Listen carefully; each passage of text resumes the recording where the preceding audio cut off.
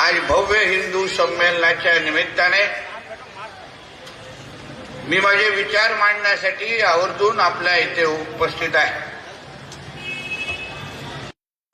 माझ्या अगोदर दोन्ही मान्यवरांनी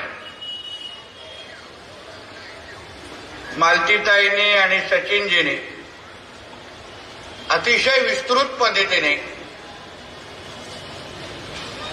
राष्ट्रीय स्वयंसंघ, हिंदू समाज आणि आताची गरज या सगळ्याच विषयावर अतिशय प्रभावी विचार आपल्यासमोर मांडलेले आहे। राष्ट्रीय स्वयंसंघाच्या जन्मशताब्दी वर्षाच्या निमित्ताने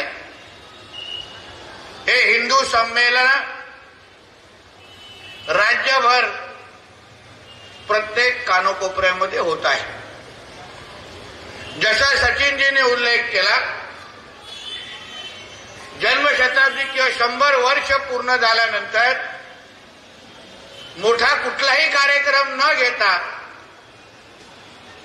छोट्या छोट्या वस्तीमध्ये जाऊन हिंदू समाजाला एकत्र करणं, जागृत करणं या प्रमुख उद्दिष्टाने हा हिंदू संमेलन आयोजित केलेला आहे। डॉक्टर साहेबांनी, डॉक्टर हेडगेवारजींनी 100 वर्ष अगोदर हिंदू समाजाला संघटित करणं, व्यक्ती निर्माण ते राष्ट्र निर्माण,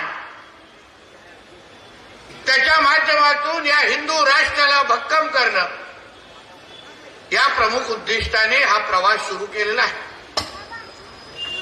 आज हिंदू समाज संघटित होणं, एकत्र येणं आणि हिंदू समाजाने आपली ताकद ओळखणं आणि प्रत्येक आव्हानाला एकत्र पद्धतीने समाज म्हणून उत्तर देणं हेच ह्या कार्यक्रमाच्या माध्यमातून प्रमुख उद्दिष्ट आणि संदेश आपल्याला द्यायचा आहे। आपण आज हिंदू म्हणून एकत्र आलेलो आहे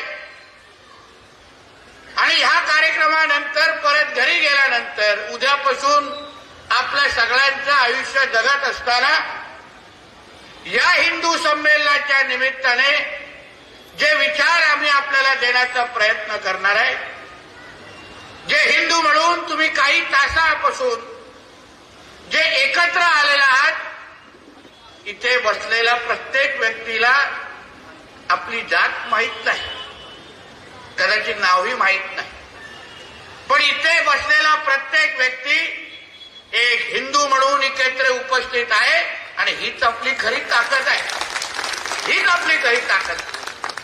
मी पण काय इथे कोण आमदार, मंत्री म्हणून आलेलो नाही, मी एक हिंदू म्हणून तुमच्याशी बोलण्यासाठी आणि संवाद साधण्यासाठी आलेलो आहे।